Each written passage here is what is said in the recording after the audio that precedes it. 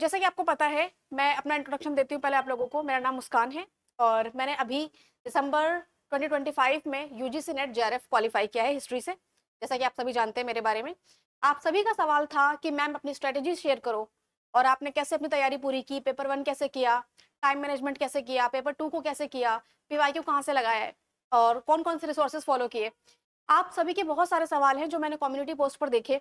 ठीक है, इसके अलावा क्लासेस में भी आप लोगों के लगातार सवाल आते रहते हैं, तो मैंने सोचा क्यों ना एक सेपरेट वीडियो बना करके आपके सभी सवालों के एक साथ जवाब दिए जाए। तो हम स्टार्ट करेंगे भी 1 बाय 1 करके सभी सवालों के आंसर देने की कोशिश करेंगे। ठीक है, तो एक सवाल जो पूछा जाता है, पेपर 1 कैसे करें। तो जैसा कि आपको पता है, पेपर 1 हर सब्जेक्ट का कॉमन है। आप किसी भी सब्जेक्ट से यूजीसी नेट की प्रिपरेशन कर रहे हो, ये आपको देना ही पड़ेगा और सभी का यहाँ पर सेम सिलेबस रहता है। तो देखिए, इसमें एक यूनिट है आपकी, फर्स्ट है हमारा teaching aptitude, second is research aptitude, third is comprehension, fourth is communication, fifth is mathematical reasoning and aptitude, sixth is logical reasoning, data interpretation, फिर information and communication technology ICT, people development and environment and higher education. तो 1 bye 1 करके सब पर बात करते हैं। देखिए, एक तो ये सिलेबस आपका इतने अच्छे तरीके से डिजाइन किया गया है कि आप किसी भी सब्जेक्ट से बिलोंग करते हो, आपका पेपर 2 कोई भी सब्जेक्ट हो, कोई ना कोई यूनिट आपके पेपर 1 से टकराती है। वो कैसे? जैसे कि अगर आपने बीएड किया है, आपको ये फ्री के मार्क्स होंगे आपके। इसके अलावा अगर आप लोग ऑलरेडी रिसर्च में हैं, जैसे एमफिल कर रहे हैं, ठीक है, या फिर कुछ लोग पीएचडी करने के साथ साथ भी नेट की प्रिपरेशन करते हैं, तो रिसर्च एप्टीट्यूड से वो लोग यहाँ पर हम बोल सकते हैं कि उनको ठीक ठाक इसके बारे में पता होगा रिसर्च एप्टीट्यूड क्या होता है। उसके बाद आता है हमारा, यहाँ पे देखते हैं लॉजिकल रीजनिंग। जो फिलोसफी के स्टूडेंट्स हैं, साइकोलॉजी के स्टूडेंट्स हैं, उनको यहाँ बेनिफिट मिलता है। डीआई में मैथ्स के स्टूडेंट्स को, यानी कॉमर्स के स्टूडेंट्स को बेनिफिट मिलता है। इन्फॉर्मेशन एंड कम्युनिकेशन टेक्नोलॉजी, यहाँ पे जर्नलिज्म के स्टूडेंट्स को बेनिफिट मिलता है। यहाँ पर आप लोग पाएंगे कि आपको as compared to other students आपके लिए आसानी रहती है। पीपल डेवलपमेंट एंड एनवायरमेंट, यहाँ पर एनवायरमेंट के स्टूडेंट्स को, ज्योग्राफी के स्टूडेंट्स को बेनिफिट मिलता है। हायर एजुकेशन सिस्टम, यहाँ पर हिस्ट्री के स्टूडेंट्स को बेनिफिट मिलता है। तो आप लोग पा सकेंगे कि, और ये रही बात मैथमेटिक्स की, तो कुछ लोग गवर्नमेंट कॉम्पिटेटिव एग्जाम की तैयारी कर रहे हैं, उनको यहाँ बेनिफिट मिलेगा। मैथ्स के स्टूडेंट्स को, कॉमर्स के स्टूडेंट्स को यहाँ पर बेनिफिट मिलेगा। इकोनॉमिक्स के स्टूडेंट्स को यहाँ पर बेनिफिट मिलेगा। कम्युनिकेशन में again Hindi and English literature के स्टूडेंट को यहाँ पे बेनिफिट होगा। कॉम्प्रिहेंशन में भी सेम सबका समावेशन है। तो अब इसके लिए तैयारी कहाँ से करें, मैं बताती हूँ अपना एक्सपीरियंस। मैं सबसे ज़्यादा डिपेंडेंट थी मैराथन क्लासेस पर। बहुत सारे अलग अलग यूट्यूब पर मैंने देखा, बहुत सारे टीचर्स अलग अलग मैराथन क्लासेस रिकॉर्ड करते थे, 5 घंटे की, 7 घंटे की, 12 घंटे की। एज पर माई कन्वीनियंस, मुझे जो जिस समय बेटर लगा कि मेरे पास कितना समय बाकी है, मैं कितना समय इसमें दे सकती हूँ। हालांकि पूरी की पूरी मैराथन एक साथ में लेना लगभग पॉसिबल नहीं होता, बिकॉज 7 घंटे 8 घंटे आप लगातार बैठकर एक चीज नहीं पढ़ पाओगे, ब्रेन थक जाता है, एग्जॉस्ट हो जाता है। तो 3 बार में 4 बार में करके उसको टुकड़ों में डिवाइड करके बट उसको करना है। मैंने पहले चीज की थी मैराथन। ठीक है, दूसरी चीज पीवाईक्यू सॉल्व करो। आपको देखने को मिलेगा पीवाईक्यू में क्या क्या चीजें आ रही हैं। तो first thing is marathon videos देखो आप। मैराथन किसको देखनी है? एक वो जिनको अभी सिलेबस के बारे में कुछ नहीं पता, वो जानना चाहते हैं कि हायर एजुकेशन क्या होता है, कम्युनिकेशन क्या होता है, रिसर्च क्या होता है, उनके लिए है मैराथन। दूसरी, ठीक है, यानी first is for beginners and second is कि आपकी तैयारी हो चुकी है, अब आपको रिवीजन करनी है। ठीक है, तो ये दो तरह के लोगों के लिए मैराथन जरूरी है। उसके बाद आता है हमारा सिलेबस को एनालाइज करना कि हमारे सिलेबस में वास्तव में पूछा क्या गया है। ये आप कहाँ देखोगे? यूजीसी नेट की वेबसाइट पर जाना है आपको।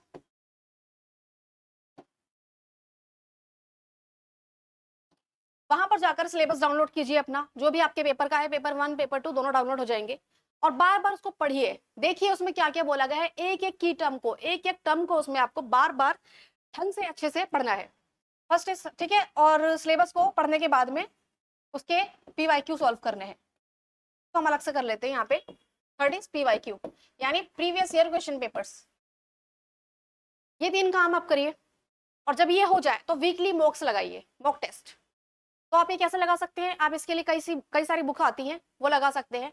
जैसे कि आरपी गुप्ता बुक है, अरिहंत की बुक आती है, लेकिन ध्यान रखना जो सॉल्व्ड आंसर्स की बुक हो वो लेनी है। इसके अलावा ऑनलाइन टेस्ट सीरीज भी आती हैं, अलग अलग कोचिंग्स वाले अलग अलग टेस्ट सीरीज प्रोवाइड कराते हैं। अगर आपको उन सब में भी इंटरेस्ट नहीं है तो आप सिर्फ और सिर्फ यूट्यूब पर भी ओनली पीवाईक्यू सॉल्व कर सकते हैं। यूट्यूब पर भी पिछले हर यूनिट के आपको क्वेश्चन पेपर सॉल्व मिल जाएंगे, कोई ना कोई टीचर्स कहीं ना कहीं समझा रहे होते हैं।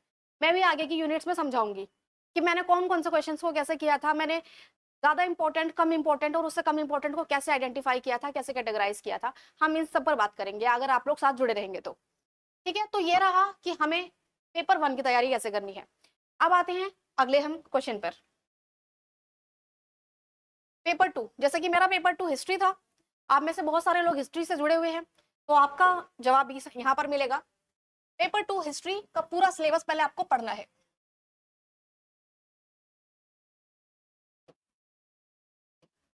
जैसे मैंने कहा, एनटीए की वेबसाइट पे या यूजीसी नेट की वेबसाइट पे आप जाएंगे और सिलेबस डाउनलोड करेंगे, तो आपको पहले हिस्ट्री का सिलेबस डाउनलोड कर लेना है, उसका प्रिंट आउट निकाल कर अपने टेबल पे रख लेना है और हर रोज पढ़ना है, डेली रिवाइज करना है।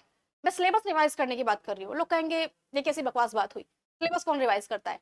लेकिन जब आप करोगे ना तब आपको पता चलेगा कि सिलेबस रिवाइज करने के बाद जब आप बुक्स पढ़ते हो, जब आप नोट्स पढ़ते हो, जब आप कुछ भी क्वेश्चन पेपर सॉल्व करते हो, आपका ब्रेन एक स्कैनर की तरह काम करता है। या that's important for me and this is not important for me. ये कैसे पता चलेगा? ये पता चलेगा जब आपकी सिलेबस पर कमांड होगी कि क्या हमारे सिलेबस से कितना इंपॉर्टेंट है, क्या नहीं है। अब देखो इसमें क्या क्या है, ये एक्चुअली यूनिट्स प्रॉपर ढंग से नहीं है, बट फिर भी मैं बता देती हूँ आपको कि हमें मोटे तौर पर क्या क्या चीजें पढ़नी होती हैं। सोर्सेज ऑफ हिस्ट्री, सोर्सेज में आते हैं आपके सारी की सारी बुक्स एंड ऑथर्स कि मिडाइवल पीरियड में कौन कौन सी बुक्स किस किस समय पे किसने लिखी, किसने ट्रांसलेट की, एंशियंट टाइम पर किसने लिखी, गुप्ता पीरियड में किसने लिखी, मौर्याज में किसने लिखी, मुगल्स में, दिल्ली सल्तनत में, विजयनगर में, चोला एम्पायर में, every empire which is in our syllabus, उनके सभी के बुक्स एंड ऑथर्स आपको याद करने हैं। वो हमारे सिलेबस का पार्ट है। लगभग 5-6 क्वेश्चन यहाँ से हर बार एग्जाम में आते हैं। ये आप कैसे करेंगे? अगर आप मेरे साथ जुड़े रहेंगे तो इसके ऊपर भी हम क्लासेस लेकर आएंगे आने वाले टाइम में। उसके बाद में pre history and proto history.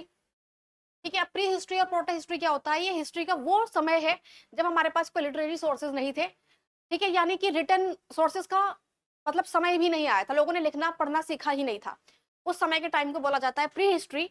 और प्रोटो हिस्ट्री उस समय को बोला जाता है कि जब लोगों के पास लिटरेरी सोर्सेज तो थे, बट आज तक हम उनके सोर्सेज को डिकोड नहीं कर पाए हैं। For example Indus Valley Civilisation या हड़प्पन कल्चर, तो वो इसके एग्जाम्पल में आते हैं। Indus valley and Vedic age ये हमें पढ़ना है, Mauryan and post Mauryan period, Gupta and post Gupta period, early medieval India, Delhi सल्तनत, Mughal empire, modern India, colonial period, nationalism, freedom movement और फिर हिस्टोरियोग्राफी। एक्चुअली ये आपके सिलेबस वाइज नहीं है, ये इंपॉर्टेंस के वाइज है कि हमने कितने पार्ट्स में इसको कैटेगराइज किया है। Last is historiography.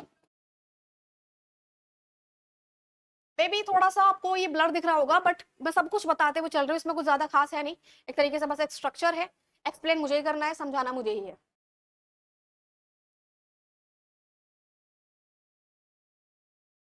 अब आते हैं टाइम मैनेजमेंट। एक का क्वेश्चन था कि टाइम मैनेजमेंट नहीं नहीं हो पा रहा है। कुछ है आप में से जो स्टूडेंट्स भी हैं, कॉलेज भी जाते हैं, कुछ हाउसवाइफ्स हैं, कुछ वर्किंग प्रोफेशनल्स हैं। ठीक है, ये कुछ अलग अलग कामों में लगे हुए हैं तो प्रॉपर पूरा दिन नहीं दे सकते। बट अभी हमारे पास समय जो बचा है लगभग 2 महीने है, इससे ज्यादा समय नहीं है आपके पास। तो अगर आप सीरियस कैंडिडेट हैं और आप जून में अटेम्प्ट देना चाहते हो, तो मैं ऑनेस्टली एक बात कहूंगी, अगर आप 8 घंटे से कम समय दे रहे हो अभी, तो बहुत ज्यादा आपके लिए चैलेंजिंग हो जाएगा। आज से आपको 8 घंटे का समय आपको निकालना पड़ेगा। बट हाँ, कभी कभी 5-6 हो जाएगा, कोई बात नहीं। इतना कभी कभी फ्लेक्सिबिलिटी रखनी पड़ती है, उससे कोई दिक्कत नहीं है कि आप वीक में 2 दिन 4-5 घंटे पढ़ रहे हो, that's not the problem. Problem is कि आप बीच बीच में ब्रेक ले रहे हो, लंबा ब्रेक कि 2 दिन 4 दिन नहीं पढ़ रहे हो। ठीक है, और फिर अगले दिन 16 घंटे पढ़ रहे हो, इससे कोई फायदा नहीं है। आप 4 घंटे डेली पढ़ो बजाय 16 घंटे बीच बीच में 3-3 दिन के बाद पढ़ने से, वो बेटर नहीं है। ठीक है, तो ये तरीका है। तो मैंने इसको डिसाइड किया था 3 स्लॉट में, 6 AM to 9 PM। इसमें आप लोग पेपर 2 को समय दे सकते हैं, 10 AM to 12 PM, 12 PM to 5 PM। देखिए ये टाइम आपको नहीं फॉलो करना, मैं बता रही हूँ कि इस तरीके से आप कम से कम 3 स्लॉट्स बनाइए अपने दिन के। जैसे कि अगर आप लोग सुबह ऑफिस जाते हैं या सुबह उठ के काम करते हैं, तो थोड़ा और जल्दी उठिए, सुबह 1-1.5 घंटा एक्स्ट्रा निकाल कर उसको दीजिए। उसके बाद अपने वर्क में फोकस करिए, वर्क के बाद जब समय मिलता है थोड़ा सा टाइम और निकालिए, उसके बाद फिर थोड़ा एंगेज होइए, फिर टाइम निकालिए। मतलब पूरा दिन जो सोचते हैं ना कि हम लगातार 8 घंटे बैठकर पढ़ेंगे, नहीं होगी पढ़ाई। स्लॉट्स बनाना बहुत ज़रूरी है और बीच-बीच में ब्रेक लेना बहुत ज़रूरी है। अदर एक्टिविटीज़ भी आप करेंगे ही डेफ़िनेटली, सब कुछ नहीं छोड़ देंगे। जो महिलाएँ हैं, ठीक है? आप में से बहुत सारे होम मेकर्स हैं, तो डेफ़िनेटली कि आप पूरा दिन एक साथ तो नहीं पढ़ोगे, बीच-बीच में ब्रेक भी लोगे, कुछ ना कुछ काम करने के लिए ब्रेक लोगे। तो 3 स्लॉट्स में पढ़ाई करनी है एट लीस्ट। तो यहाँ पर क्या ध्यान रखना है? 8 घंटे एंड 3 स्लॉट्स। अब ये स्लॉट्स कैसे डिसाइड करने हैं आपको कि आपको पहले आइडेंटिफाई करना है कि आपके पेपर 1 पे अच्छी पकड़ है, पेपर 2 पे अच्छी पकड़ है। जिस पर आपकी पकड़ जैसी हो, उस पर उतना कम काम करना है। मतलब अगर आप हिस्ट्री आपकी ज़्यादा स्ट्रॉन्ग है, ठीक है, तो आप यहाँ पर ये कर सकते हैं कि हिस्ट्री को थोड़ा-सा कम समय देकर के पेपर 1 पर ज़्यादा फोकस करिए। पेपर 1 आपका ज़्यादा स्ट्रॉन्ग है, तो उस पर थोड़ा कम फोकस करके हिस्ट्री पे ज़्यादा करिए। आपको मैनेज तो करना पड़ेगा, इसका कोई अल्टरनेटिव नहीं है। बस आपको ये आइडेंटिफाई करनी है कि किस यूनिट में आपको कितना समय देना है। जो यूनिट में आपकी पहले से स्ट्रॉन्ग कमांड है, आपके मॉक्स में, पीवाईक्यू में 5 में से 4 सॉल्व हो पा रहे हैं, वो बहुत अच्छा है।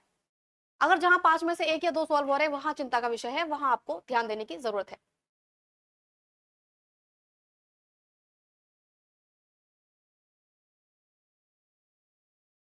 अब देखिए,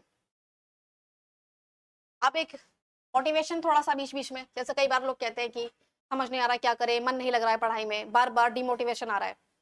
मैं ये बात कहूँगी, मुझे भी बहुत समय लगा।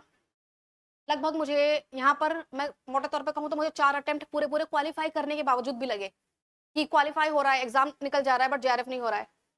ठीक है, तो समय लगता है, हर किसी की जर्नी अपनी-अपनी है, हर किसी का अपना-अपना मतलब रास्ता हो सकता है, किसी के लिए थोड़ा मुश्किल, किसी के लिए थोड़ा आसान, बट तय सभी को करना है। हर टॉपर एक समय पे बिगिनर था, हर टॉपर एक टाइम पे ज़ीरो से शुरू करता है, हर इंसान कभी ना कभी नेट का नाम पहली बार सुनता है, की प्रिपरेशन करता है और फिर वो नेट जेआरएफ क्वालीफाई करता है। तो देखिए, कोई भी बहुत ही स्मार्ट होकर के इस तैयारी में नहीं आता। मैं अपने बारे में 2-3 चीज़ें बताना चाहूँगी।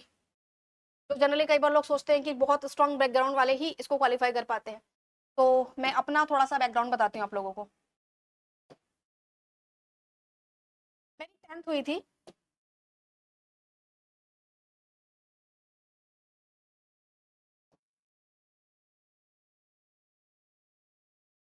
सीबीएसई बोर्ड से। और गेस मेरे 10th में कितने मार्क्स आए होंगे? ठीक है, तो मैं बता देती हूँ, गेस करने का तो यहाँ सवाल ही नहीं है। 57% इतने ही मार्क्स थे। उसके बाद मुझे ह्यूमैनिटीज़ लेनी पड़ी। मैंने ली नहीं थी, लेनी ही पड़ी, मार्क्स कम थे, कोई और स्ट्रीम मिल नहीं रही थी। बट अच्छा हुआ, क्योंकि वहाँ पर उस समय ना हवा ज़्यादा थी कि आपको कॉमर्स लोगे तो आप इंटेलिजेंट हो, आप साइंस लोगे तो आप ज़्यादा इंटेलिजेंट हो, अगर आप आर्ट्स ले रहे हो तो आप नालायक हो। बट मैं जानती थी कि मुझे सोशल साइंस में इंटरेस्ट था पहले से। मेरी जो एसएसटी थी, सोशल स्टडीज़, उसमें हमेशा अच्छे मार्क्स आते थे। मैथ्स में तो मुश्किल से पास हो पाई, ठीक है, ऐसी हालत थी। बट स्टिल उस समय दबदबा था कॉमर्स का। तो मैं शुक्र करती हूँ कि मेरे 60% से कम मार्क्स थे, नहीं तो मैं कॉमर्स लेती और शायद मैं रो रही होती, बिकॉज़ मैं मैथ्स फिर भी नहीं कर पाती। और मेरी बहुत सारी ऐसी सहेलियों ने ऐसा किया कि उन्होंने इसमें जोश-जोश में आकर के, जिनके मार्क्स थोड़े अच्छे थे, कॉमर्स लिया और फिर 11th में बहुत सारे बच्चे फेल हो गए। बट यहाँ से क्या हुआ, एक टर्निंग पॉइंट आया इसके बाद, जब मैंने ह्यूमैनिटीज़ लिया, मेरे मार्क्स इंक्रीज़ होने लगे, बेटर होते चले गए। 11th में मेरे मार्क्स, जो परसेंटेज थी 11th क्लास में, वो हुई 67%। 12th में आकर के वो हो गई अराउंड 75%। तो कभी-कभी किस्मत के बुरे रास्ते भी आपको सही जगह ले जाते हैं, ठीक है? हालाँकि ये भी बहुत कुछ खास मार्क्स नहीं थे।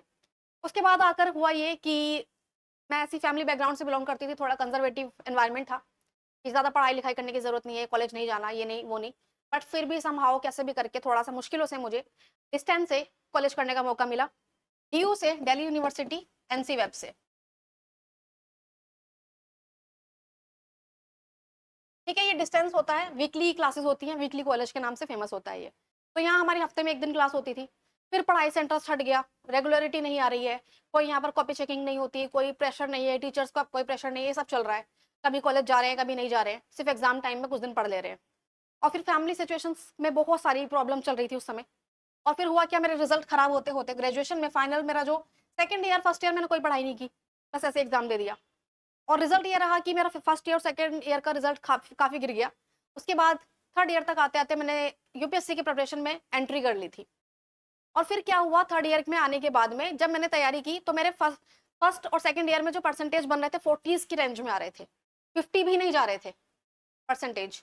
लेकिन थर्ड ईयर में मैंने ज़्यादा करी, तो फिलहाल मेरे जाकर के 53%, 53.8% मार्क्स ग्रेजुएशन में बने। बहुत अच्छे मार्क्स नहीं है, गंदे मार्क्स ही माने जाते, बिकॉज ये आपको दिख रहा है थर्ड डिवीजन टाइप। लेकिन थर्ड ईयर में मैं सीरियस हो चुकी थी।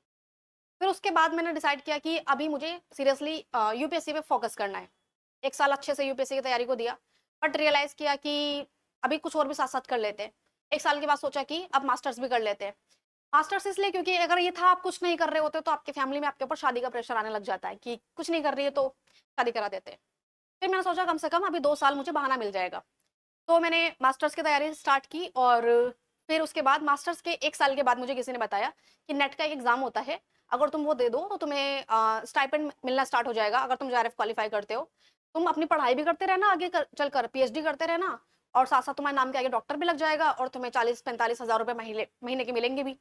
तो मेरे लिए बहुत ही शॉकिंग था कि ऐसा कैसे कोई दे सकता है, तो यकीन नहीं हुआ इस बात पर। बट फिर फॉर्म निकले, मैंने फॉर्म फिल किया। 2023 में मेरा ग्रेजुएशन पोस्ट ग्रेजुएशन कंप्लीट हुआ। मेरा सितंबर में लगभग कंप्लीट हुआ था और दिसंबर के रिजल्ट में मेरा पहली बार नेट क्वालिफाई हो गया। ठीक है, हालांकि बहुत ही शॉकिंग था मेरे लिए कि कैसे हो गया क्वालिफाई, नहीं पता, बट क्योंकि मैं सीरियस हो चुकी थी उस टाइम पढ़ने में, तो ये हो गया पहले अटेम्प्ट में। उसके बाद फिर मैंने फिर और ब्रेक लिया, मैं फिर से प्रिपरेशन में आ गई। वो मेरी सबसे बड़ी गलती थी, बिकॉज नेट के बाद अगले एग्जाम में लगभग 6 महीने का समय होता है। तो अगर वो 6 महीने में फिर से उस पर फोकस्ड रहती तो शायद मेरा जेआरएफ हो जाता। बट मैंने उस टाइम गैप ले लिया कि अब तो नेट हो गया, अब तो मुझे कोई जरूरत ही नहीं है, अब तो पता नहीं मैं क्या ही हूँ। ठीक है, अब तो मैं बस बड़े बड़े एग्जाम की तैयारी करूंगी, तो इस खुशफहमी में आ गई। गैप आ गया बीच में। उसके बाद जब मैंने फिर अगली बार नेट का अटेम्प्ट दिया तो मैंने देखा कि मेरे मार्क्स पहले से भी कम आए, क्वालिफाइड था बट पहले से कम। उसके बाद फिर एक सीरियस अटेम्प्ट दिया, बहुत सीरियस होकर के, फिर सिर्फ नेट हुआ। तो मतलब इतना बहुत ज्यादा मतलब वो होता है कि आप जब बहुत मेहनत करते हो, रात दिन एक कर देते हो, उसके बाद भी आपको वो चीज नहीं अचीव हो पा रही है जो होनी चाहिए, टूट जाता है इंसान। बट उसके बाद मैंने सोचा एक लास्ट अटेम्प्ट में और दूंगी, पूरी तैयारी के साथ दूंगी। उसके बाद जो भी होता है, मैं दोबारा नेट का एग्जाम नहीं दूंगी, होता है जेआरएफ तो ठीक है, नहीं तो कुछ और देखेंगे। इस दौरान मैं पिछले साल से लगभग 2025 की स्टार्टिंग से टीचिंग में भी आ गई। मुझे अपॉर्चुनिटी मिलती गई, पहले मैं 12th के स्टूडेंट्स को पढ़ाती थी, फिर मैंने एसएससी को पढ़ाना स्टार्ट किया, एंड देन साथ साथ मैंने फिर सिविल सर्विसेज के स्टूडेंट को भी हिस्ट्री पढ़ाया, और फिर मैं नेट के स्टूडेंट्स को भी पढ़ाने लगी। तो टीचिंग में मैं अच्छा कर रही थी। तो अभी ऐसा था कि जेआरएफ का लालच नहीं था, होता है तो ठीक है, नहीं होता है तो कोई बात नहीं। बट फिर भी मैंने सोचा एक अटेम्प्ट सीरियसली दिया जाए, जो कि था दिसंबर 2025 का। और एग्जाम देने के बाद एक कॉन्फिडेंस फील हुआ कि इस बार हो जाएगा, क्योंकि आपका एग्जाम के बाद आपको खुद रियलाइज हो जाता है आपका एग्जाम कितना अच्छा गया। हालांकि मैं टोटली श्योर नहीं थी, बट ये थी कि लगभग हो सकता है हो जाए। आंसर की आई, आंसर की देखा कि मेरे मार्क्स ठीक ठाक बन रहे हैं और काफी मार्क्स इसमें से भी चेंज होंगे। आंसर की में काफी चेंजेस अभी लाने बाकी हैं, तो अगर वो चेंजेस आ जाते हैं तो मेरे तो कट ऑफ जेआरएफ के काफी पार जा रही है। बिकॉज जेआरएफ में जनरल की कट ऑफ भी कभी 206 के ऊपर नहीं गई थी हिस्ट्री में, और मैं ओबीसी कैटेगरी में थी और मेरे मार्क्स 200 प्लस जा ही रहे थे। ठीक है, तो 200 तो मेरे आए थे, हालांकि अगर आंसर की सही आती तो मेरे 208 के करीब जाते। तो मैं टोटली श्योर थी कि जेआरएफ हो जाएगा। बट रिजल्ट आया और पता चला आंसर की में कोई अपडेट नहीं किया गया। इतने सारे क्वेश्चन गलत होने के बावजूद आंसर की एज इट इज उसकी के बेस पर रिजल्ट आ गया। बहुत शौक लगा, शौक लगा, हम लोग दुखी हुए। और दिल्ली में रहने वाले स्टूडेंट्स ने एक तरीके से प्रोटेस्ट भी किया, यहाँ पर एनडी ऑफिस गए, चक्कर काटे, हाई कोर्ट गए। फिर भी उम्मीद छोड़ दी थी मैंने, तो बिल्कुल छोड़ दी थी। हालांकि मेरे कुछ दोस्तों को उम्मीद बाकी थी, बट मैंने कह दिया कोई फायदा नहीं है, अगर तैयारी करनी है अगले अटेम्प्ट की करो या तो छोड़ो इसे। बट वही सडनली एक दिन एक शाम को रिजल्ट आता है, हक्का बक्का हो जाते हैं लोग कि रिजल्ट आ गया, रिजल्ट आ गया, चेक करो जल्दी से। मैंने चेक किया और देखा मेरे जो मार्क्स 200 थे वो अब 210 हो गए हैं, और मेरी कट ऑफ जो 206 थी उससे पार हो गया, यानी जेआरएफ हो गया। तो झटका था, शौक था, सब कुछ था, मतलब बहुत ही अनएक्सपेक्टेड था। मतलब कुल मिलाकर मैंने अपनी जर्नी से एक चीज सीखी है कि जब तक आप पागलों के पीछे पागलों की तरह किसी चीज के पीछे भाग रहे होते हो, वो चीज आपको भाव नहीं देती। फिर जब आप छोड़ देते हो अपनी लाइफ में, मतलब इस मोड़ पे आ जाते हो कि कर्म करेंगे बस, फल की चिंता नहीं है, तो फल आपको ऐसी जगह से मिलता है, ऐसा मिलता है कि आप सोच भी नहीं सकते। अभी मेरे पास टीचिंग करियर मेरा स्टार्ट हो गया है। ठीक है, ऑलरेडी मैं टीचिंग में थी, उसमें भी मैं ठीक ठाक अर्न कर पा रही थी, और मैं जेआरएफ के पीछे भाग भी नहीं रही थी अंधाधुंध कि जेआरएफ चाहिए ही चाहिए। जेआरएफ भी मिल गया, टीचिंग भी मिल गई, अपॉर्चुनिटी मिल गई, काफी कुछ है। बट ठीक है, कुल मिलाकर के मैं इतना कहूंगी कि कर्म करो, फल की चिंता मत करो। आपको फल वहां से मिलेगा जहां से आप सोच भी नहीं सकते हो। और लाइफ में कुछ नेगेटिव होना तो वो भी बहुत पॉजिटिव होता है। बिकॉज अगर मेरा पिछले साल ही जेआरएफ हो गया होता तो मैं टीचिंग में नहीं आती, और टीचिंग में मैं पढ़ाई से ज्यादा एंजॉय कर पा रही हूँ। और दूसरी चीज ये देखो, अगर मेरे यहाँ 57 मार्क्स नहीं आते तो मैं ह्यूमैनिटीज में नहीं आ पाती, मैं अपनी स्ट्रेंथ कभी भी एक्सप्लोर नहीं कर पाती। ठीक है, तो होता है कभी कभी कुछ चीजें बुरी नहीं होती है, बट वो वक्त के बाद में पता चलता है कि जब हम डॉट्स को कनेक्ट करते हैं कि कैसे कैसे वो चीजें रिलेट कर पा रही हैं। अब देखो यहाँ पर कोचिंग वर्सेस सेल्फ स्टडी, आपको क्या करना चाहिए। कुछ लोग पूछते हैं कि हमें कोचिंग लेनी चाहिए या नहीं। मैं आपसे ये कहूंगी कि ये आपको अपने आप से पूछना है। अगर आपको लग रहा है कि इंटरनेट पर जितना माध्यम उपलब्ध है उसका इस्तेमाल करके आप अपने ठीक ठाक इंप्रूवमेंट कर पा रहे हो, मॉक्स में, पीवाईक्यूज में आपकी इंप्रूवमेंट आ रही है, तो क्या जरूरत है कोचिंग की। और अगर आपको लगता है कि मुझे अभी तक कुछ भी नहीं पता है, XYZ मुझे कुछ नहीं पता और मुझे किसी गाइडेंस की जरूरत है ताकि मुझे सही रास्ता मिल सके, मेरे पास समय की कमी है, एक्सप्लोर करने का समय खुद से नहीं है मेरे पास, तो आप कोचिंग के लिए जा सकते हो। दोनों ही ऑप्शंस अच्छे हैं। मेरी तैयारी थोड़ी सेल्फ स्टडी की रही थी, छोटे मोटे कोर्सेज मैंने, जैसे कि कभी सिर्फ DI का कोर्स ले लिया, ऐसे कर करके मैंने तैयारी की थी। हालांकि मैंने एक DI का कोर्स लिया था, उसमें 60-70 क्लासेस थी 5 क्वेश्चन के लिए।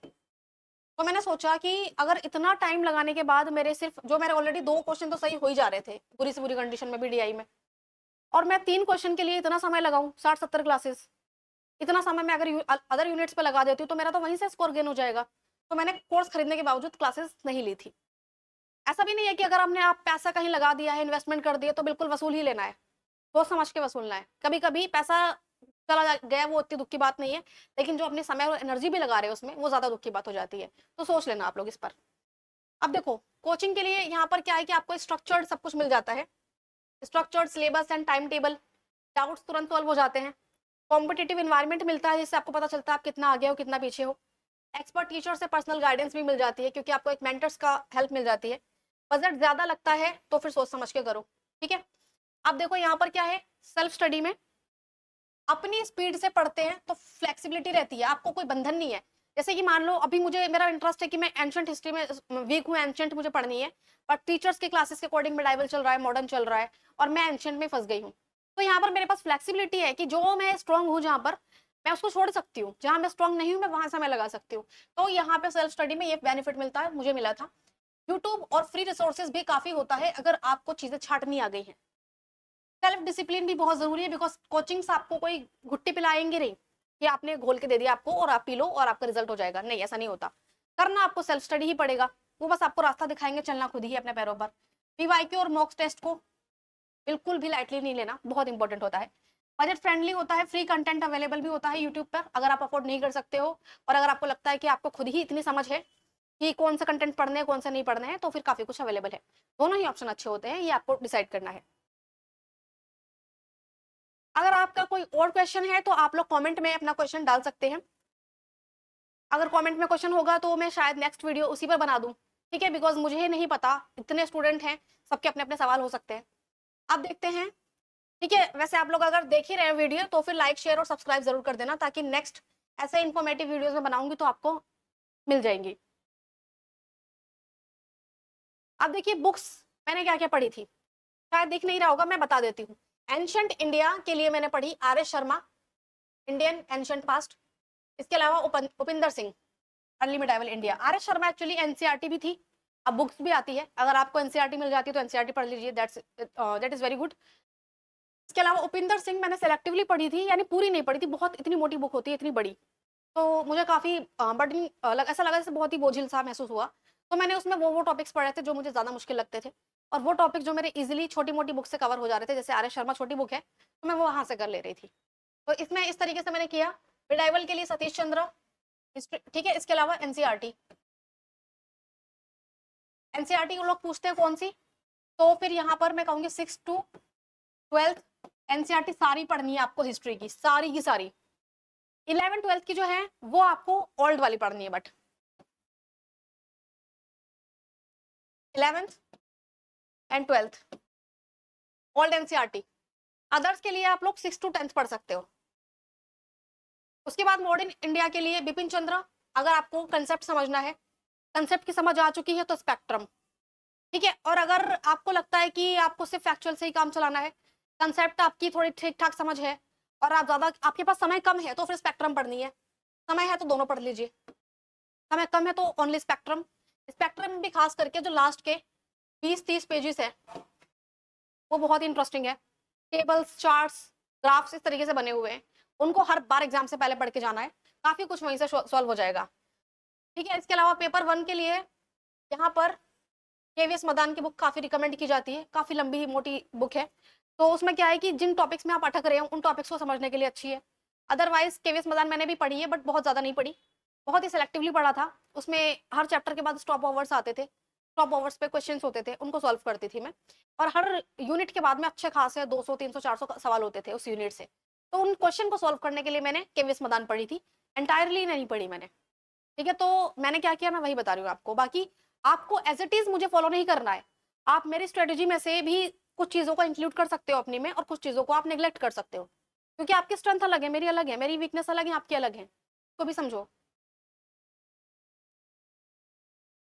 अब exam day strategy, exam hall में कैसे करें बेस्ट परफॉर्मेंस।